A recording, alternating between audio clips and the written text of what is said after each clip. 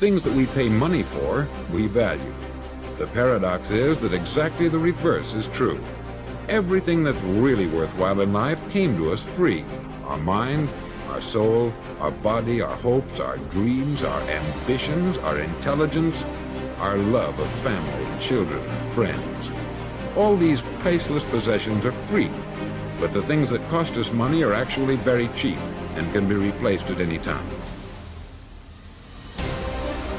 If it is your attachment, say, to material things or status or whatever, that's interfering with your psychological progression. Now, the idea is that you should let go of whatever it is that's interfering with your psychological progression, because no matter how valuable what it is that's interfering is, it's not as valuable as what you're giving up. The idea of the material world, it is in its own way a symbol. That is to say, if you buy the word material, you mean some sort of basic stuff out of which the world is made. The confusion of money in any form whatsoever with wealth is one of the major problems from which civilization is suffering. When we first began to use symbols to represent the events of the physical world, we found this such an ingenious device that we became completely fascinated. And in ever so many different dimensions of life, we are living in a state of total confusion between symbol and reality. But our culture, our civilization, is entirely hung up on the notion that money has an independent reality of its own. Let go of what's going to come to you, and what is going to come to you will keep showing up in larger and larger and larger amounts. And there's great wisdom in that fable. Let it chase you. Let it follow you, instead of being something that you're consumed with having to get. Because the more you're attached to the outcome, the more you're trying to get something that isn't what you need. But here's what's powerful. If you have a list of high purpose in your life, it pulls you toward the future. And the clearer it is, the stronger the pull. The more dynamic it is, the more it affects your life, your spirit, your heart, your soul. It also creates imagination. It gets your mind working on how to achieve that purpose. And if your mind will work, if your heart works, if your spirit works, and if you have good input, like good ideas, I'm telling you, there isn't anything you can't accomplish.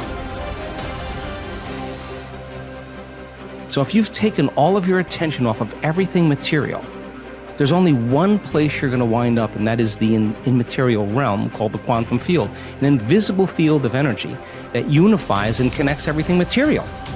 So now when you're creating from the field and you combine a clear intention with an elevated emotion, and you're connected and you feel connected, the suggestion of an alternative way to create is that when there's a vibrational match between your energy and some future reality, you actually no longer have to go anywhere to get it.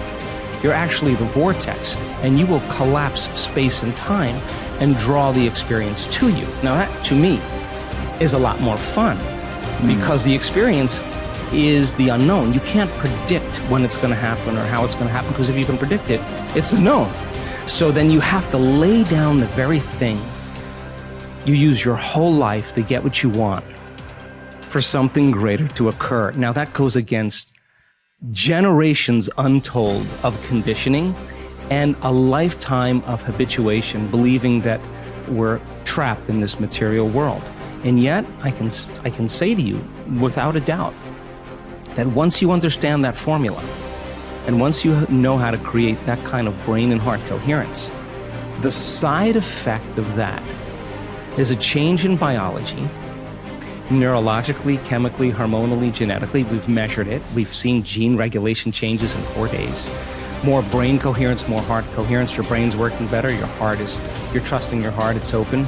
There's different chemicals that are released. Oxytocin suppresses survival centers, resets the baseline of a person's trauma or shock.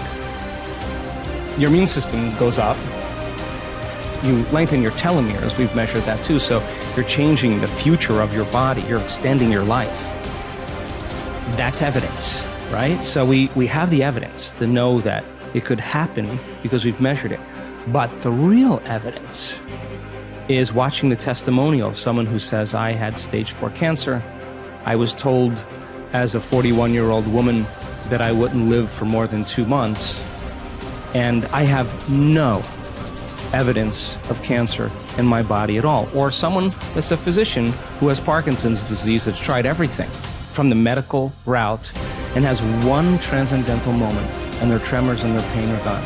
And now they're chewing food, they're swallowing, they're blowing their nose, they're standing up on their own. That's energy affecting matter. So we have hundreds and hundreds of testimonials of people that not only healed their body, but created pretty profoundly magical things in their life.